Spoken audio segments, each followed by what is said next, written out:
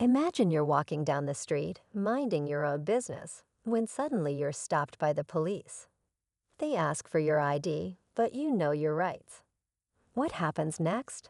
In today's video, we take a deep dive into a real-life encounter where a group of officers is caught off guard when their legal knowledge is put to the test. It's a situation that starts off routine, but quickly takes a turn when the person they stopped stands firm and refuses to provide identification, completely within their rights. As the tension rises, it becomes clear that not every officer knows the laws they've sworn to uphold. The questions start flying, and so do the contradictions. Do they have the authority to demand ID without reasonable suspicion? Are they following proper procedures, or are they relying on intimidation tactics? These are the moments when knowledge truly becomes power, and we get to see firsthand what happens when someone exercises their First Amendment rights. Will the officers back down, or will they double down on their demands? Stay tuned, because what unfolds next might surprise you. You won't want to miss how this encounter ends. Let's get into it. As the conversation continues, the officers begin pressing harder, trying to assert their authority. Their tone shifts, and you can sense the frustration building. They repeat their demand for identification, but the person standing in front of them remains calm, asking a simple yet powerful question. Am I being detained? It's a moment that catches the officers off guard. There's a brief silence, and it's clear they're unsure how to respond.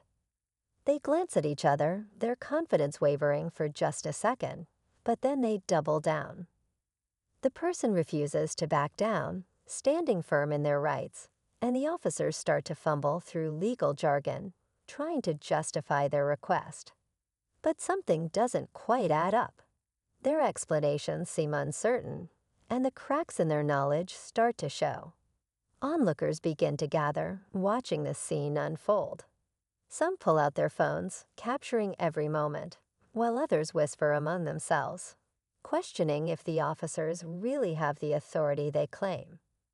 With each passing minute, the situation grows more intense. Will the officers admit they're wrong, or will they push the situation even further? The tension is at an all-time high, and what happens next will leave everyone on edge. As the officers continue pressing for ID, their frustration starts showing. One of them, clearly impatient, steps forward and insists that compliance is the easiest option.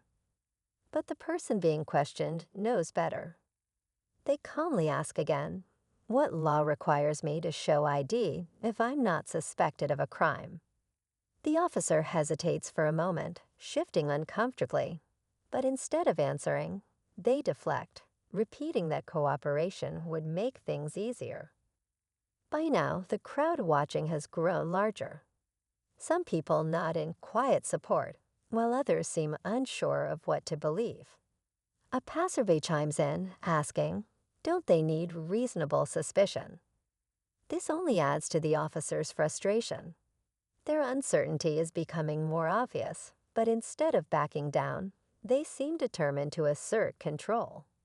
Another officer, trying to salvage the situation, steps in with a more authoritative tone, claiming they have the right to ask for ID for safety reasons.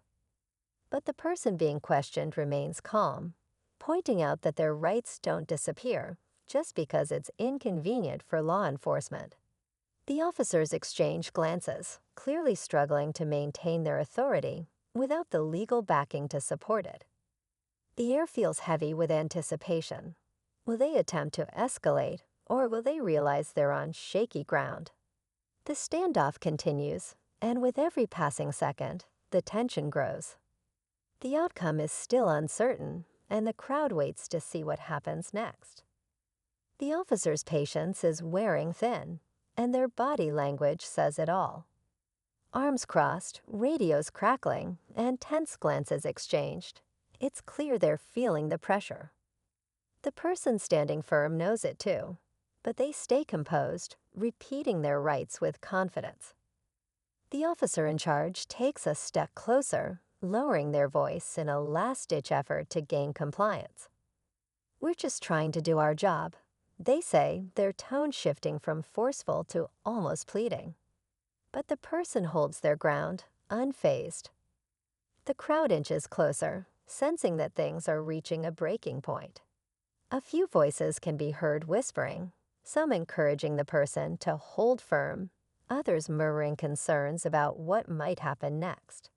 The tension is almost unbearable.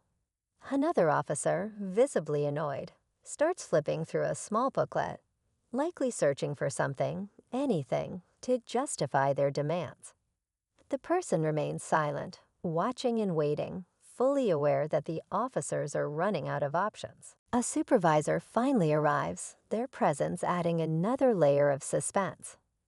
Will they bring a resolution, or will they escalate things even further? The officers quickly explain the situation, their voices filled with uncertainty.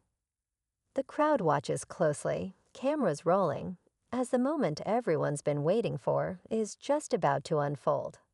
As the supervisor steps in, there's a moment of quiet tension.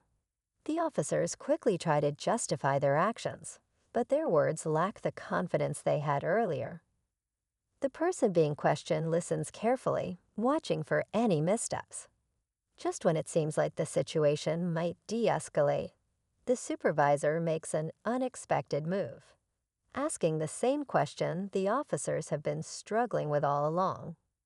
What law requires them to show ID? The silence that follows is deafening. The officers exchange uneasy glances, realizing they might not have the legal footing they thought.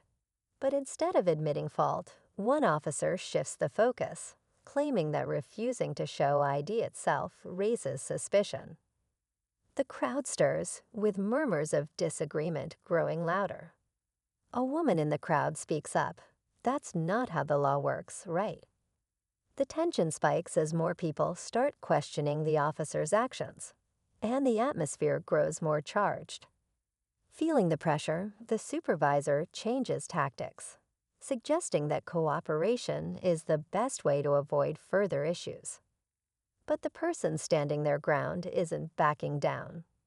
They calmly respond, "If I haven't broken the law, I'm free to go." The officers seem trapped between their authority and the limits of the law, and the crowd's eyes are fixed on their next move. With frustration mounting, the stakes have never been higher. What happens next could change everything.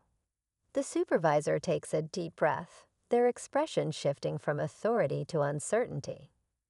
They glance at the growing crowd, the cameras pointed in their direction, and for the first time, it's clear they realize they're in a difficult position. The person standing firm doesn't waver, their calm presence making it harder for the officers to justify their demands. After a long pause, the supervisor finally speaks. "You're free to go," they say, their voice quieter than before. A wave of relief washes over the crowd, but the officer's frustration is still evident.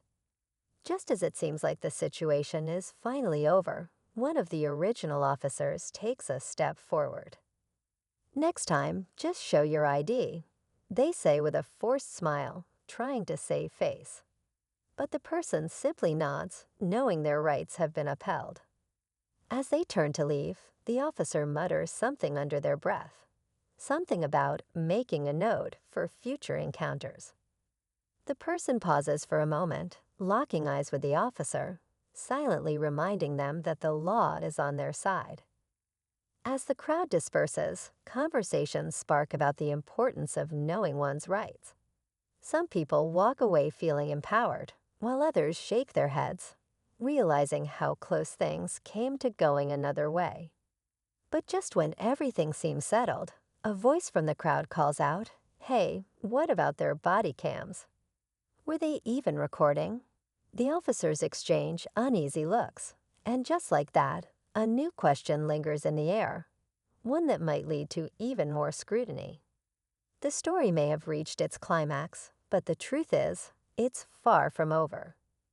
The question about the body cameras lingers in the air, but the officers avoid addressing it. Instead, they quietly turn and walk back to their patrol cars, leaving the crowd with more questions than answers. The person who stood their ground watches them leave, feeling a mix of relief and quiet satisfaction. They knew their rights, and in the end, that made all the difference. The lesson here is clear. Understanding the law can turn an intense situation into a moment of empowerment. As the crowd slowly disperses, a few people approach the person and express their support. "I wouldn't have known what to say," one man admits. "You handled that well." It's a reminder that these encounters aren't just about one person. They are about everyone learning their rights and standing up when it matters. Walking away from the scene, the person reflects on how quickly things could have escalated if they hadn't remained calm and informed. It's a powerful takeaway. Knowledge is the best defense. And while this encounter may be over, it's just another example of why staying aware and recording interactions with public officials can make all the difference. The story ends here, but the conversation continues.